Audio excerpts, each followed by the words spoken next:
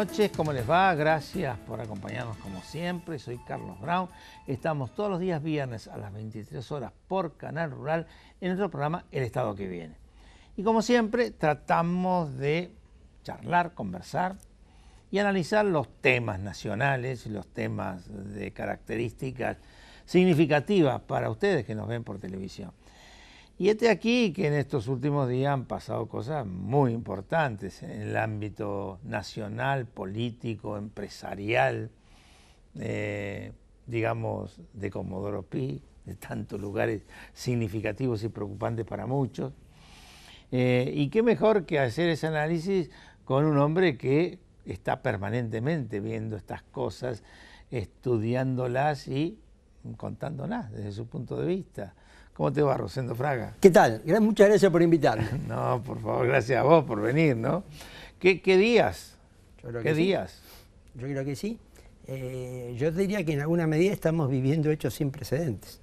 Es decir, así, por lo general hasta ahora, ¿no es cierto?, la corrupción parecía enfocada política, gobierno y empresarios amigos, digamos. Por sospechado, imaginado, claro, pero nunca tan verificado. Y acá lo que nos estamos encontrando, yo diría, es un caso de corrupción donde el sector empresario está implicado directamente, es como en la otra pata, la otra parte de la corrupción. Yo creo que con esto lo que tenemos es, bueno, un antecedente a nivel regional, que es el caso de Brecht en Brasil, que es un caso que se dio en 16 países, porque los 16 países donde esta, que la principal constructora de América Latina, tenía negocios, donde el sector empresario fue un acusador principal, Marcelo Odebrecht, el número del grupo, y estuvo preso, ¿no es cierto?, habló bastante tiempo, pero que esto generó impactos políticos en toda la región. Vos fíjate que en Brasil todo el proceso político que lleva a la destitución de Dilma y a la prisión de Lula es consecuencia de todo esto que se puso en movimiento. En Perú, el presidente en ejercicio cayó por esta causa. Tenés dos expresidentes detenidos también. Ecuador, el vicepresidente en ejercicio también detenido. México, el procurador fue desplazado porque iba a investigar esta causa, ¿no es cierto? Bueno, y te diría Santo Domingo, Panamá, etcétera, etcétera. Entonces nos encontramos frente a una causa que los antecedentes, los precedentes nos muestran que tiene impactos políticos importantes. Y acá es donde viene la otra cuestión que yo digo. Una cosa es el caso Cuadernos Gloria, que es el que estamos viendo. Otra cosa es el caso de Brecht. Están generalmente medio como vinculados, bueno, ¿no? Dos cosas yo te diría. Primero, el jueves de la semana pasada, el Casal, el Procurador General de la Nación, llegó a un acuerdo con la justicia brasileña.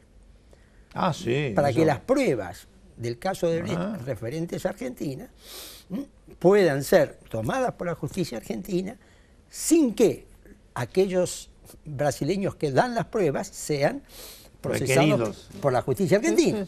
Y esto entonces permite que este caso, el caso de Brecht, que venía con 4 causas en la Argentina, no tomó un impulso. Que han aparecido en los Cuadernos Glorias nexos con el lavallato brasileño, el caso de Brecht, han aparecido, ¿no es cierto? Entonces todo esto nos lleva a una situación, ¿no es cierto?, realmente de un impacto político grande. Ahora, cuidado, para la elección faltan 15 meses. Entonces tampoco, si la elección fuera en 30, 60 días, uno diría, mira, esto que pasó tiene esta consecuencia, esta consecuencia. 15 meses es mucho tiempo en política. Sí, pero en esos 15 meses seguramente esta situación se va a ir profundizando, porque, a ver, el lavallato en Brasil tiene ya un tiempo y cada vez adquiere mayor dimensión, ¿no? Y causa mayor estrago. Yo creo que esto, en la medida que se vaya cada vez más analizando, intercalando información, con los nuevos sistemas que hoy existen, lo decíamos recién antes de empezar la grabación, ¿no? Hay mucho sistema nuevo en función de los avances tecnológicos, donde cuando vos decís que estás en un lugar, se puede corroborar perfectamente que estuviste en ese lugar, ¿no? Yo diría que de acuerdo, pero te agregaría que para mí la innovación más importante en todo eso ha sido lo que en Brasil se llama el arrepentido. Y lo que nosotros estamos llamando el colaborador, ¿no es cierto? Para no usar ese término, ¿no es cierto? Y acá donde me parece que nos encontramos, más allá de todo lo tecnológico que se ha desarrollado mucho en los últimos tiempos, con un factor que es humano, ¿no es cierto? Que es la decisión de alguien que está acusado de colaborar con la justicia, aportar pruebas. Esto fue clave en el caso de Brecht y todas las causas que derivaron de eso. Sí, y esto es lo que, sí. Y el dinamismo que está tomando todo esto. Nosotros tenemos, se lo decimos televidentes, ya lo saben, un programa grabado, ¿no? Sí. ¿Qué irá a pasar en estos días hasta el momento que este programa salga al aire? Capaz que quedamos hasta desactualizados, porque está en la dimensión. Ahora, en estas horas está Calcaterra, aparentemente como colaborador, hablando. ¿Qué pasará? Exactamente. Mira, yo si vos me decís, ¿qué es lo que yo creo que va a pasar más relevante? Es la irrupción del caso de Brecht. Es decir, eso creo que es lo que va a pasar más relevante. Por eso, digamos, el caso de Calcaterra, bueno, él es colaborador, ya se ha decidido colaborador, ¿no es cierto?, en el caso Cuadernos Gloria. Pero está citado el 15 de agosto en el tema de Brecht por el juez Martínez de Giorgi. Entonces vos fíjate, sí, para mí, lo nuevo que hoy no sabemos cómo se va a desarrollar, pero que se va a desarrollar, es el caso de Brecht, ¿no es cierto?, que es una perspectiva y en alguna medida yo te diría de un caso más grande que el de Cuadernos Gloria por toda su repercusión regional. Y eso es lo que hoy me parece, sabemos que va a estar, lo que no sabemos es cómo se va a desarrollar. Ahora, vuelvo a insistir en el punto que hablábamos al principio, ¿no? La novedad de este esquema, ¿no? Porque siempre la cosa pasaba o por el político corrupto, por el sindicalista corrupto, sí, y la sospecha que hubo otro más, porque si no es muy difícil. Ahora el otro más tiene cara, nombre, exacto, apellido. Exactamente. Insisto, y eso fue lo que pasó en Brasil. Marcelo Odebrecht, el número uno de la constructora más importante de América Latina, no solamente de Brasil, habló, dio los testimonios. Inclusive llegó a decir algo públicamente que para mí es muy grave desde el punto de vista de la política. Dijo, en los 16 países que hemos trabajado, en los 16 hemos financiado campañas políticas, pero no una sola campaña. Hemos financiado varias campañas al mismo tiempo. Pues fíjate, esta es una afirmación que desde el punto de vista político... Casi. Yo te diría, sí. Rosendo, hacemos el primer corte. Encantado. Y continuamos. Adelante, señor director.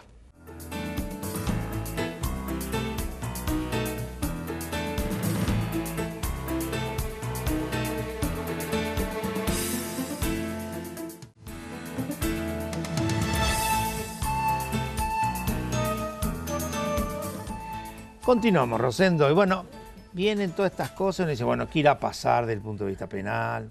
¿Quiénes serán condenados?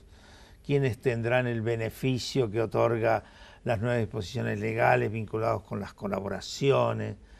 Pero detrás de todo esto aparece un tema que trasciende el espacio nacional, los espacios provinciales, incluso en algunas situaciones hasta espacios municipales, vinculados con los temas políticos, ¿no? O sea, estamos lejos todavía de las elecciones del año próximo, pero yo creo que esto va a tener seguramente un efecto significativo en la medida que algunos que hoy tienen pretensiones o imaginan espacios de participación electoral tienen que ver con estas cosas.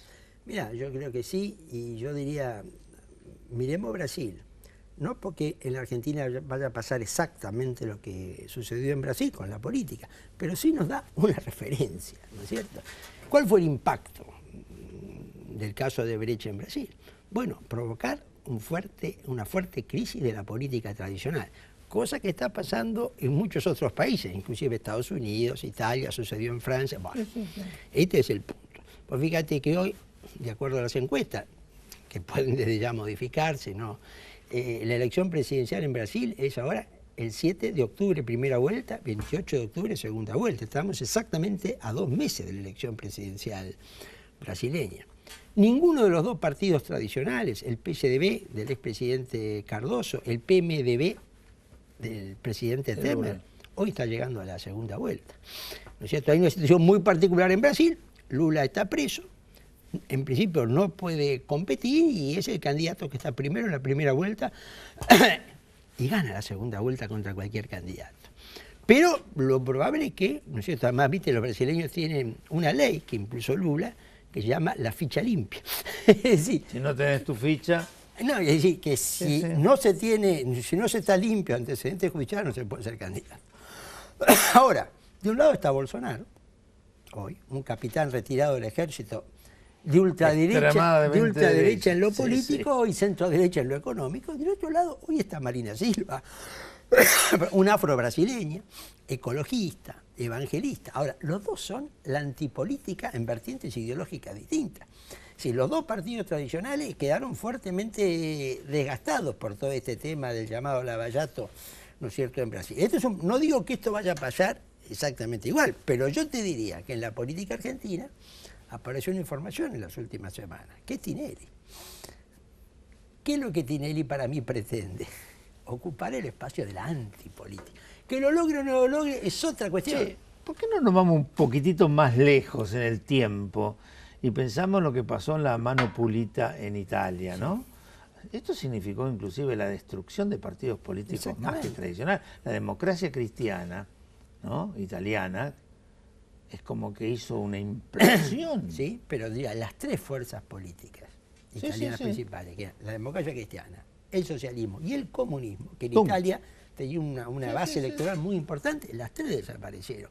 Y la última elección italiana nos ha mostrado un panorama político, ¿no es cierto? Las ligas y hoy es la Liga Lombarda, que es un partido, ¿no es cierto?, anti-inmigración. 5 Estrellas, que es un partido antipolítica, y los dos gobernando Italia. Y aún Berlusconi. Y esto pasó, y la mano pulita pasó hace ya unos cuantos años atrás, pero mirá la consecuencia que sigue teniendo. Bueno, Renzi, centro-izquierda, y Berlusconi, centro-derecha, que en su momento Berlusconi fue una expresión de la antipolítica, quedaron desplazados en esta elección. Y bueno, entonces, este tipo de fenómenos, como qué pasó con la derecha francesa, el socialismo francés, Macron, ¿no es cierto?, lo superó. Y cuidado, en Alemania hoy, si hoy se votara, el segundo lugar está empatado entre Afirmación por Alemania, que es la ultraderecha anti-inmigración, y los socialdemócratas.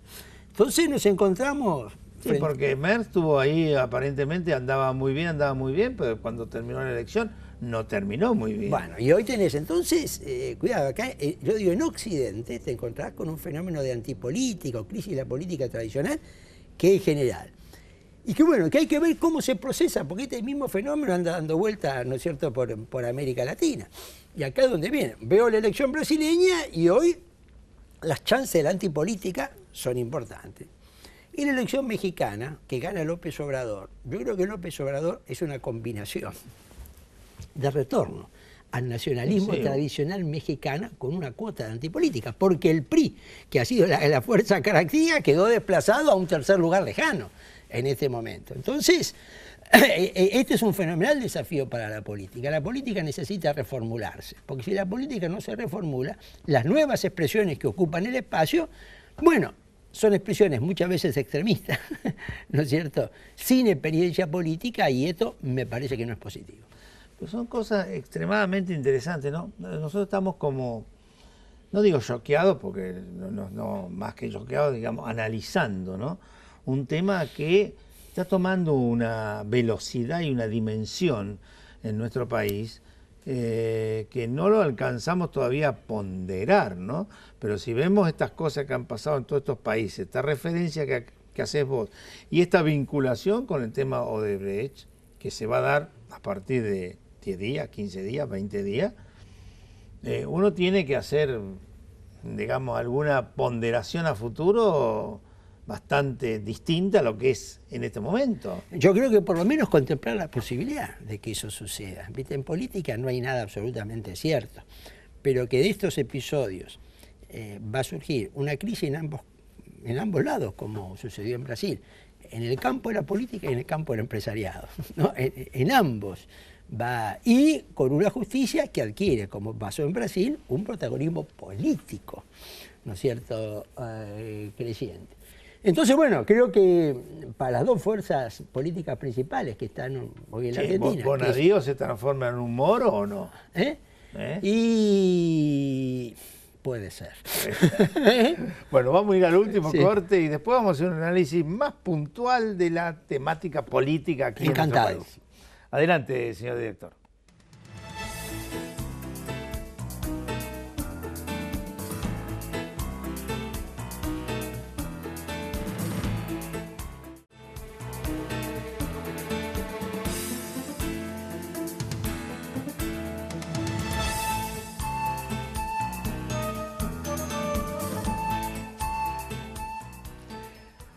Último bloque.